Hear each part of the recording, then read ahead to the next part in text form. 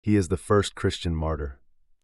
Not a minor figure, not a footnote, the first person to die for this faith after Christ himself. And if you asked most people in most churches on most Sunday mornings to tell you something about him beyond his name, you would get a long pause and not much after it. That absence is worth noting before we say anything else about Stephen, because the degree to which he has been overlooked is not accidental. It is a symptom of something. And by the end of this video, I think you will feel exactly what that something is. This is the third in a three-part series, looking closely at three figures from early Christianity, who each illuminate something distinct about how faith works. Stephen represents the embodied vector, practice, the part of faith that has gone all the way through the body into action, the part that doesn't just believe something or orient toward something, but actually becomes it in the way a life is lived. Stephen appears in the book of Acts. He is described as a man full of faith and of the Holy Spirit. He is chosen as one of 7 to serve the early community, to make sure the practical needs of people are being met. He preaches. He is brought before the council on charges of blasphemy. He delivers one of the longest speeches in the entire book of Acts, a sweeping retelling of the story of Israel that builds toward a direct confrontation with the religious establishment. And then they drag him outside the city and stone him to death. He is the first, the very first. And what he does in that moment is what this video is actually about. As the stones are falling, Stephen looks up and says, "Lord, do not hold this sin against them."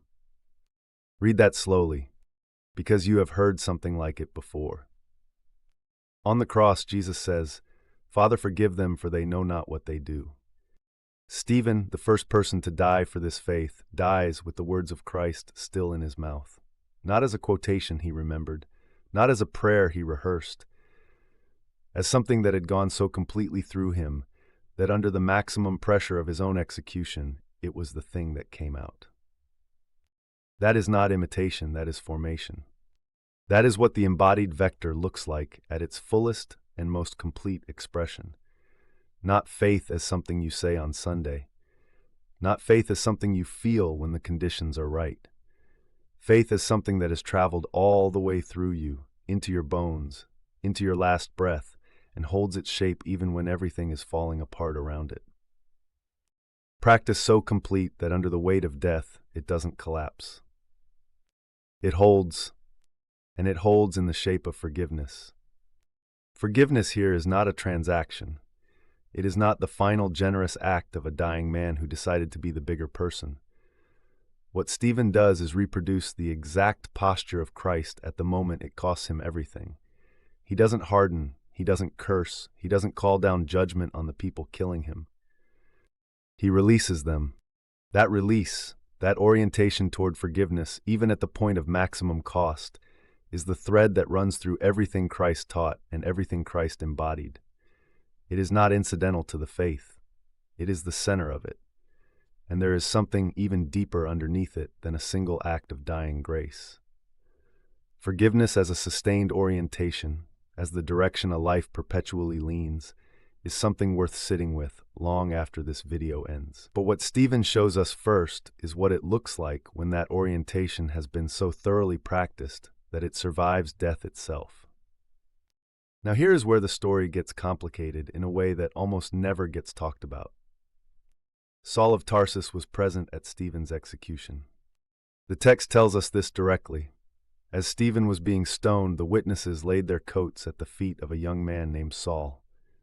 He was there. He was complicit. He was not a passive bystander watching something happen across the street. He was holding the coats of the men doing the killing. And that same Saul of Tarsus would later become Paul, the man whose letters would go on to shape institutional Christianity more than any other single voice in history, more read than any other New Testament writer, more quoted, more systematized, more built upon. The theological architecture of the institutional church runs more through Paul than through anyone else. He watched Stephen die. Something in that moment may have never left him. There is a real argument that what Saul witnessed that day, a man dying in perfect forgiveness, reproducing the posture of the Christ Saul was persecuting, planted something that the Damascus Road encounter later broke open. That the transformation of Saul into Paul has roots in a field outside Jerusalem where a man forgave the people stoning him. That may be true, but here is the tension that doesn't get resolved easily and shouldn't be. What Stephen died embodying and what the Pauline letters built are not always the same thing. The red letter theology that runs through Stephen's life and death, the direct, unmediated, costly orientation toward Christ that shows up in how he lived and how he died, sits in complicated relationship with the doctrinal architecture that Paul constructed afterward. Not in every place, not in every letter, but in enough places that the tension is real and worth naming. The man who held the coats became the man who wrote the epistles, and the epistles became the foundation of the institution, and the institution forgot Stephen. I'm not going to tell you what to do with that. I'm just going to put it there and let it sit, because Stephen deserves at least that much. He is the first martyr. He is the clearest example in the entire early Christian record of what it looks like to take the words of Christ all the way into the body and live them out to their absolute limit. He echoes the forgiveness of Christ at the moment it costs him his life. He is the embodied vector in its most complete and undeniable form. And he is an afterthought.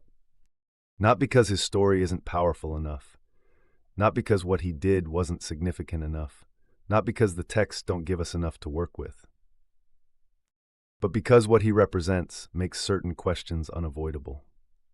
Questions about what the church chose to build and what it chose to forget. Questions about which voices got systematized and which ones got left outside the city walls.